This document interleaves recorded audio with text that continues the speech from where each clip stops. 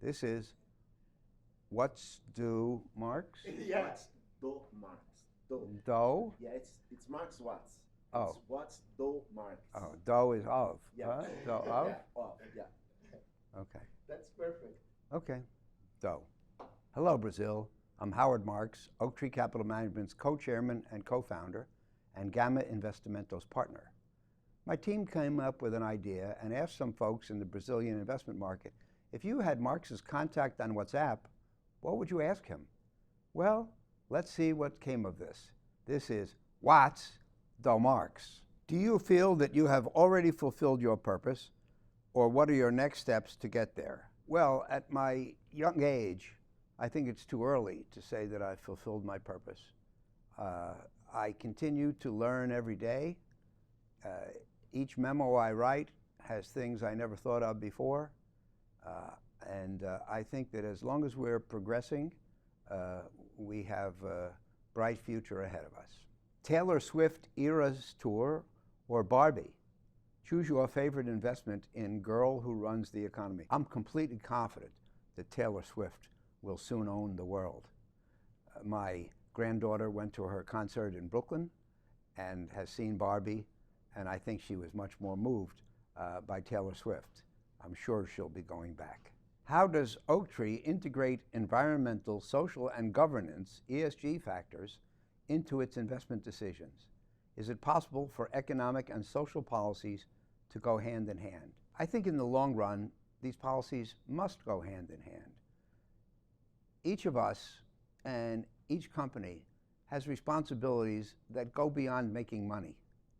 We have responsibilities to our colleagues, our clients, our fellow countrymen, to the whole world. And we can't try to make money at the expense of serving those responsibilities. I believe that we and our companies can do both. In fact, it's important that we figure out which companies are lagging, which companies can we improve, and which companies are in areas which cannot be improved. We have to integrate these decisions into our investment thinking, or else we will not be the leaders for the long run.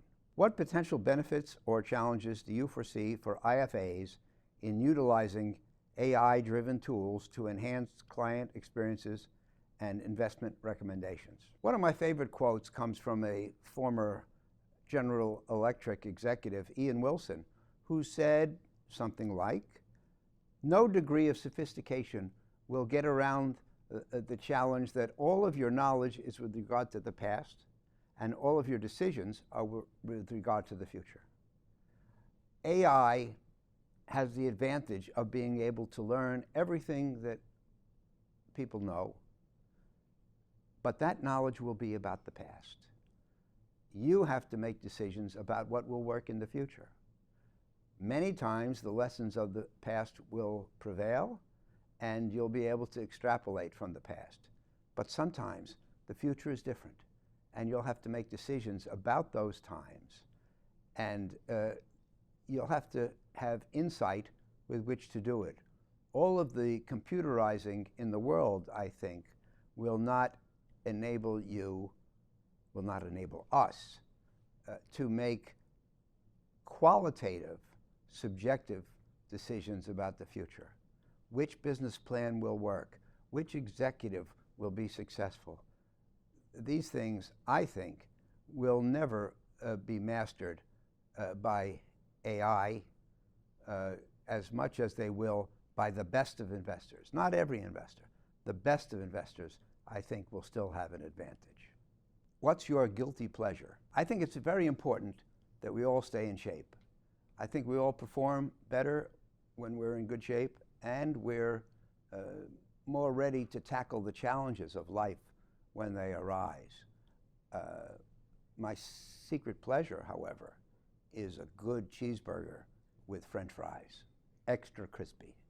Do you think the skills required to become wealthy differ from those needed to maintain wealth in the long run? I always say that there are three ingredients in success: aggressiveness, timing, and skill.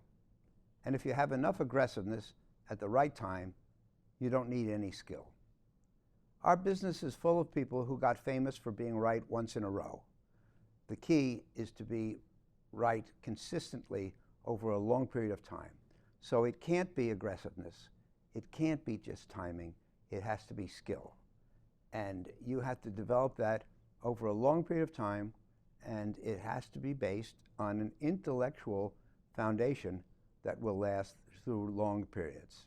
As mentioned in your memos, failure is an inherent part of the investment landscape.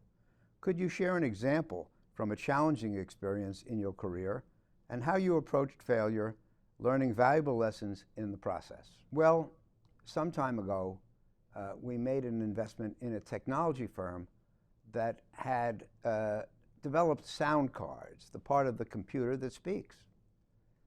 They had a good technological position. They were in bankruptcy. We acquired the debt. Through the debt, we got control of the company. However, our business model prevents us from adding new money to companies.